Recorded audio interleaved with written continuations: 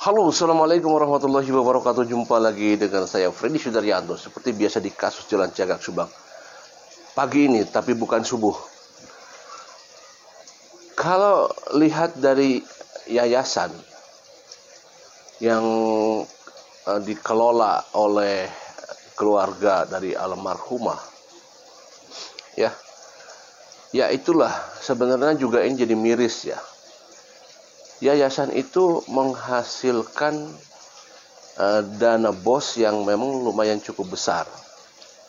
Tetapi memang kalau misalkan dana BOS itu diperuntukkannya untuk hal yang benar, maksud saya sesuai dengan peruntukannya, mungkin tidak akan jadi masalah. Tetapi kalau pada saat yayasan itu kemudian dana BOS itu diperuntukkan untuk hal yang di luar itu, maka ini akan jadi masalah.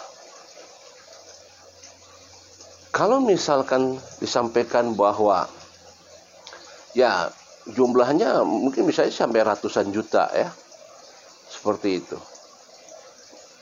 Mungkin tidak kalau misalkan bahwa keluarga almarhumah atau kedua almarhumah, Ibu Tuti dan Amelia, menimbulkan kecemburuan terhadap orang di sekitarnya.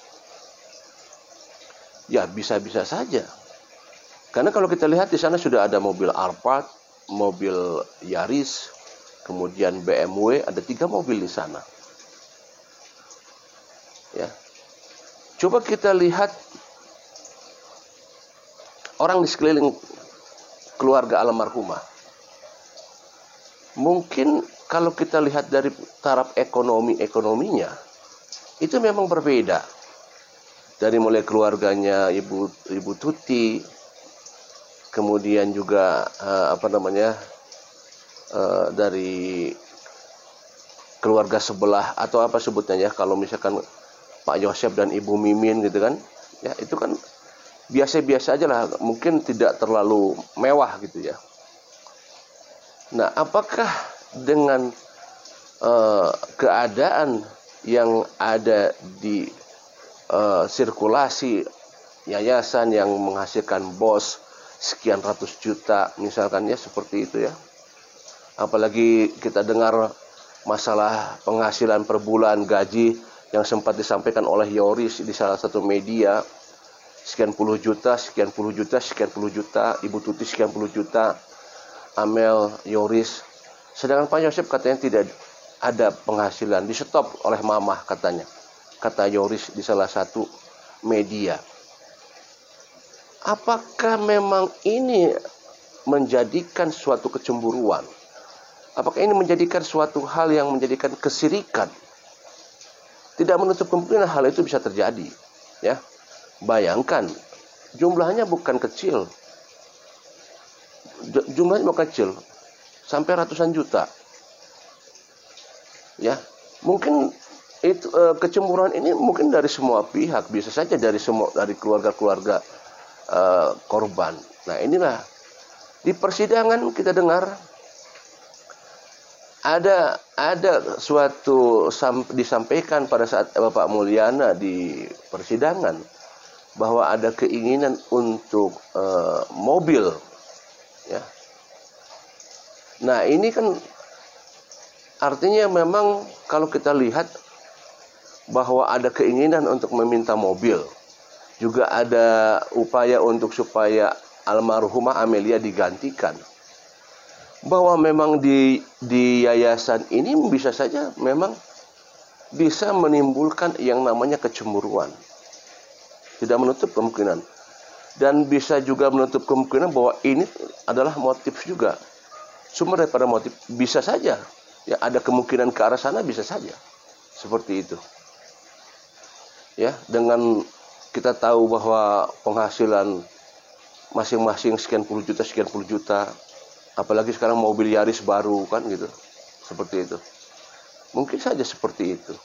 Nah, jadi bahwa di persidangan kemarin disampaikan seperti itu, ya tidak menutup kemungkinan bahwa memang ada mungkin saja muncul kecemburuan, muncul hal yang mungkin saja tidak seimbang atau apa, yang namanya keluarga. Walaupun Pak Yosef misalkan katakanlah tidak digaji yang disampaikan oleh Yoris, di stop katanya gitu. Bisa dibayangkan penghasilan Pak Yosef dari mana? Kalau begitu, apakah ada penghasilan lain? Apakah ada usaha dari Pak Yosef dari situ? Ya, ini kan bisa memancing seperti itu. Ya, bisa memancing. Tetapi memang yang di persidangan itu kalau kita lihat bahwa ada keinginan untuk meminta mobil. Ya, walaupun memang bisa saja nanti setelah dapat mobil baru latihan mobil. Karena disampaikan bahwa Abi dan Arigi itu tidak bisa mengendarai kendaraan ya. Tapi ya yang dimintanya kendaraan mobil seperti itu. Nah, mobil yang mana ini? Apakah mobil di antara yang 3 itu ya, ataukah meminta mobil baru? Atau mungkin yang di sana, mobil BMW yang memang kondisinya tidak, memang ya dibandingin mobil yang lain, mobil BMW ya katakan yang paling tua mungkin umurnya seperti itu. Ya. Kalau misalkan sekali poin yang satu adalah bahwa menginginkan supaya Amel diganti. Sekali lagi inilah keterangan Pak Mulyana ya. Yang kita tahu bahwa Pak Mulyana lebih dekat kepada Pak Yosef. Menarik memang di persidangan ini kita lihat Bapak Ketua Hakim yang mulia begitu mencecar terhadap pernyataan-pernyataan atau jawaban-jawaban dari Pak Mulyana.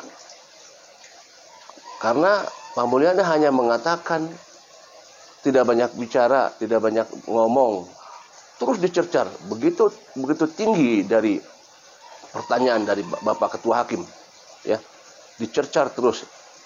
Saya tidak bisa membayangkan kalau misalkan pada saat Pak Mulyana mengatakan tidak banyak bicara, kemudian tidak dicercar. Susah untuk bisa membuka selanjutnya. Ya setelah dicercar itu oleh Bapak Hakim, Bapak Ketua, dicercar terus, akhirnya ya sedikit-sedikit mulai terbuka. Ya memang agak suatu kejanggalan loh. Karena Pak Yosef dan Pak Mulyana ada adik kakak. Di mana adik kakak itu kan ada tempat curhat di sana yang tidak ada halangan untuk curhat. Yang janggal pada saat berangkat ke polsek di dalam mobil tidak ada ngobrol gitu kan. Ketemu tidak kan, ini kan kasus besar ini. Ya, kehilangan 2 korban, masa tidak ada bicara, kan itu janggal sebenarnya. Tapi akhirnya dengan dicercarnya oleh Bapak Ketua Hakim, ya akhirnya sedikit-sedikit terbuka, termasuk beberapa poin keluar, yaitu salah satunya adalah masalah keinginan untuk meminta mobil dan supaya juga Amel digantikan. Ini kan juga keluar dari mulutnya Pak Yosef, Pak Mulyana maksud saya. Ya, ini menarik sebenarnya. Ya, ini menarik. Kenapa? Karena bisa jadi bahwa motif daripada kasus ini adalah masalah materi, kecemburuan materi, tidak menutup kemungkinan ke arah sana. Ya, tentunya ini terus akan digali terus nanti di persidangan. Assalamualaikum warahmatullahi wabarakatuh.